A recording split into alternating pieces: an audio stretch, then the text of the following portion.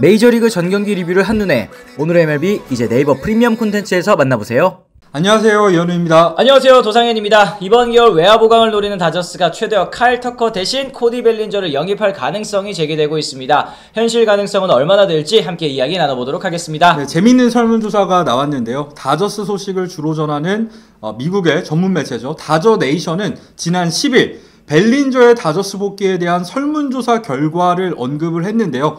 다저 네이션의 X 계정에서 총 5,675명이 팬에 투표를 한 결과 벨린저의 복귀를 환영한다는 의견이 58.5%, 반대하는 의견은 41.5%로 반대가 물론 적지는 않았습니다만 찬성 의견이 많았습니다. 네, 매체는 벨린저가 다시 FA가 됐고 다저스 라인업에 딱 들어맞을 것이라고 전했는데요. 맞습니다. 다저스는 이번 겨울 클레이튼 커쇼와 마이클 콤포터, 크리스 테일러, 커비 예이츠 등 계약이 끝나는 선수들의 연봉만 8,700만 달러에 달한다고 합니다. 더불어 다저스는 올해 메이저리그 구단 최초로 연매출 10억 달러를 달성을 했고요. 내년 월드시리즈 3연패를 위해 그리고 내년 있을 노사 합의를 앞두고 리그 규정이 바뀌는 것을 대비해서 올 겨울에 큰 돈을 미리 쓰겠다는 입장인데요.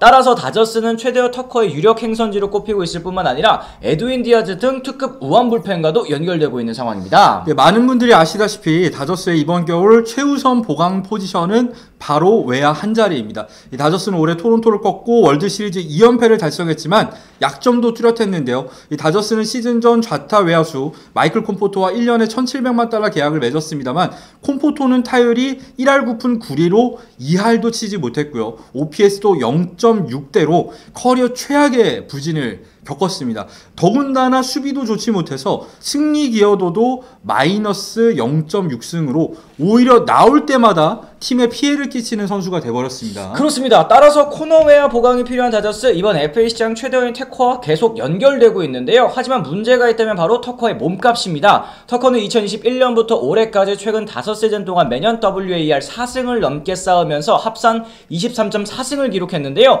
이는 해당 기간 리그 전체 10위에 해당하는 기록입니다. 올 시즌에도 터커 선수 타율 2할 6푼 6리에 22홈런 74타점, OPS 0.841을 기록을 했습니다만 눈에 확 띄는 시즌은 없어도 매년 올스타급 성적을 기록하는 꾸준함이 또 터커 선수의 장점이라고 할 수가 있겠죠. 네, 때문에 터커의 몸값은 기본 4억 달러부터 시작할 것이 유력한 상황입니다. 오타니가 처음으로 7억 달러의 벽을 깼고 이후에 소토가 7억 6,500만 달러, 게레로가 5억 달러를 받으면서 이 선수 몸값이 많이 뛴 수혜를 이 터커가 보고 있는 건데요. 여기에 더해서 당분간 FA 시장에 터커만큼의 선수는 나오지 않는 점까지 더해지면서 디애슬레틱은 터커의 몸값으로 12년에 무려 4억 6천만 달러를 예측을 했습니다. 그렇습니다. 10년가량의 초장기 계약, 그리고 이제 4억 달러 이상의 계약 규모는 다저스 입장에서도 부담될 수가 있습니다. 따라서 터커 다음 레벨의 FA 외야수 벨린저 이야기가 나오고 있는 것으로 보이는데요. 벨린저는 다저스 팬 여러분들께서도 익숙한 선수이겠죠. 2017년 다저스에서 데뷔해서 39홈런으로 신인왕을 수상을 했고 2019년에는 47홈런을 또 때려내면서 MVP의 수상 영광을 안았었습니다. 네, 하지만 벨린저는 2020년 내셔널리그 챔피언십 시리즈 7차전에서 홈런을 때려낸 이후에 키케와 세리머니를 하는 과정에서 어깨 부상을 입었고요. 그 결과 어깨 수술을 받고 말았습니다. 그리고 벨린저는 2021년과 2022년에 극심한 부진을 극복하지 못하고 결국 다저스에서 방출이 됐는데요. 절친부심한 벨린저는 2023년 컵스와 단년 계약을 맺은 후에 반등에 성공을 했었습니다. 시즌이 끝난 뒤 벨린저 선수 내셔널리그 유틸리티 부문 실버슬러그와 함께 올해 재기상까지 받으면서 화려하게 FA 시장에 나왔습니다. 벨린저와 벨린저의 에이전트 스캇 보러스는 총액 2억 달러 이상의 계약을 노렸습니다만 구단들은 앞선 2시즌 동안 보였었던 벨린저의 부진 탓에 부활의 확신을 가지지 못했고요. 결국 벨린저는 컵스와 매년 옵트아웃 조항을 포함한 3년에 8천만 달러 계약을 맺으면서 FA 재수에 또 나서게 됐습니다. 네, 하지만 벨린저는 지난해 갈비뼈 부상이 겹치면서 성적이 떨어졌고요. 그러면서 FA 시장에 나가는 대신에 한 시즌 더 컵스에 뛰기로 했습니다. 하지만 컵스는 외야 자원을 정리하는 과정에서 벨린저를 전력외로 분류를 했고요. 양키스의 남은 계약을 떠넘기는 형식으로 트레이드를 통해서 보내버렸단 말이죠. 이 당시 양키스는 소토가 매치로 떠나면서 외야수 보강이 필요한 시점이기도 했고요. 때문에 벨린저의 부활이 절실한 상황이었습니다. 벨린저에게도 근데 양키스 이적은 호재였는데요. 우측 담장이 짧은 양키 스타디움은 경우는 당겨친 타구 비율이 높은 좌타자인 벨린저와도 궁합이 잘 맞을 것이라고 예상이 됐었습니다. 이제 사무실 이사해야 되는데 인터넷 어떡하지? 위원님 왜 그러세요? 인터넷 끝판왕 모르세요? 인터넷 끝판왕? 지금 인터넷 끝판왕에서 모르면 못 받는 통신지원금 80만원 설치 당일 즉시 입금받을 수 있습니다. 내가 내는 월 요금에 포함되어 있는 거라 이거 안 받으면 결국 여러분만 손해래요. 통신지원금 80만원에 합리적인 요금 설계로 인터넷 휴대폰 결합 할인 72만원까지 놓치지 않고 챙겨준다고 하는데요. 꼭 가입하지 않아도 지금 견적만 받아봐도 스타벅스 커피 쿠폰 증정! 현금 사은품을 혹시라도 더 주는 곳이 있다면 차액의 150% 보상. 다른데 알아볼 필요 없겠죠?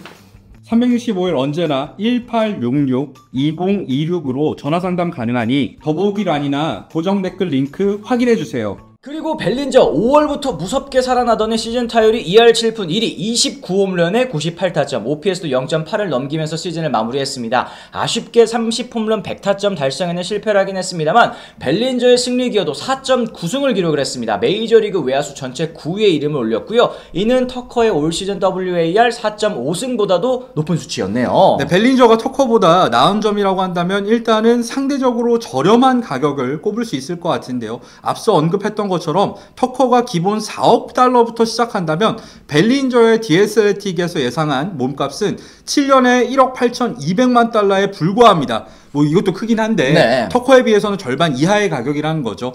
벨린저는 내년에 만으로 30살, 터커는 29살이니까 나이 차이도 사실은 한 살밖에 나지가 않고요. 이 상대적으로 가성비 매물이 될 수 있는 셈입니다. 무엇보다도 벨린저는 중견수까지 볼 수 있는 수비 능력을 갖췄죠. 터커도 2022년까지는 수비를 잘했습니다만 2023년부터는 지표가 또 나빠지고 있는데요. 반면에 벨린저는 올해 OAA 플러스 7점으로 메이저리그 상위 7%에 해당하는 수비력을 선보였습니다.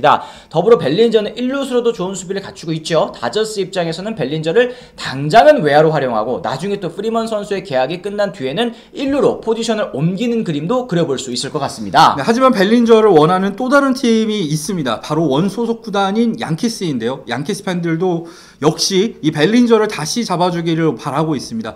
더 이상 저지가 중견수 수비를 풀타임으로 소화할 수가 없다는 점, 마이너리그 최고 유망주인 스펜서 존스 역시도 코너 외야가 적합한 선수라는 점에서 벨린저를 다시 잡아야 될 필요성이 충분히 있다고 느껴지는데요. 더불어서 올해 양키스는 벨린저뿐만 아니라 그리샴까지 FA 자격을 얻으면서 외야의 두 자리가 비게 됐고요. 때문에 양키스 역시도 외야수 영입은 반드시 필요한 상황이긴 합니다. 그렇습니다. 일단 뭐 다저스와 벨린저 선수의 재결합 가능성, 뭐 머리로 생각했을 때는 안 될 것도 일단 없어 보이고, 오히려 이제 터커와 비교했을 때 가성비 측면에서 더 나은 부분도 있을 것 같은데, 현 의원님께서는 그 가능성에 대해서 좀 어떻게 생각하시는지 궁금합니다. 사실 벨린저와 다저스는 저는 이제 헤어진 부부 사이라고 생각을 합니다. 예, 이게 마이너리그 시즌까지 포함했을 때는 거의 10년을 그렇죠. 다저스에서 뛰면서 마지막이 특히 안 좋게 헤어지지 않았습니까? 이런 앙금이 구단과 선수 사이에 남아있지 않을까라는 생각이 들기도 하고, 가장 중요한 게 있어요. 일단 벨린저 같은 경우에는 타격에서 너무 퐁당퐁당 기복이 심했습니다. 올해 반등에 성공했지만 지난해는 또 부진했었죠. 그렇죠. 그 전에는 잘했는데 그 전에는 또 2년 3년 정도 부진했었으니까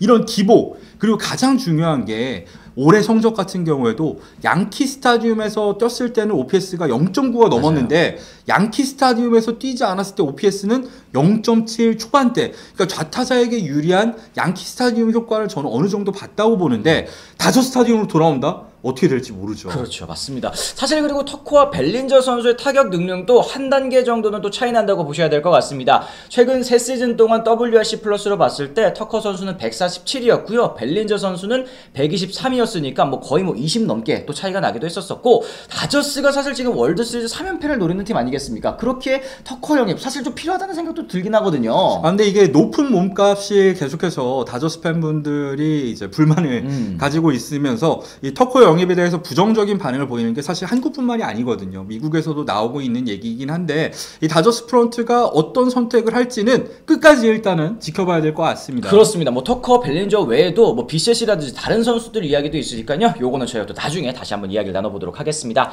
오늘 이 시간 다저스와 벨린저의 재결합 가능성에 대해서 이야기해보는 시간 가져봤습니다. 여러분들께서는 다저스의 벨린저가 돌아온다면 어떨 것 같으신지 댓글 통해서 달아주시면 또 좋을 것 같고요. 이현우의 MLBTV는 비시즌에도 매일 있는 스토브리그 소식을 영상과 라이브를 통해서 전해드리고 있습니다. 저희 채널 구독하시면 하루 동안 있었던 모든 메이저리그 이야기 받아보실 수가 있으니까요. 비시즌에도 계속 찾아주시길 부탁드리겠습니다. 저희는 또 다른 소식을 통해서 다시 돌아오도록 하겠습니다. 지금까지 시청해주신 분들 모두 감사합니다. 고맙습니다.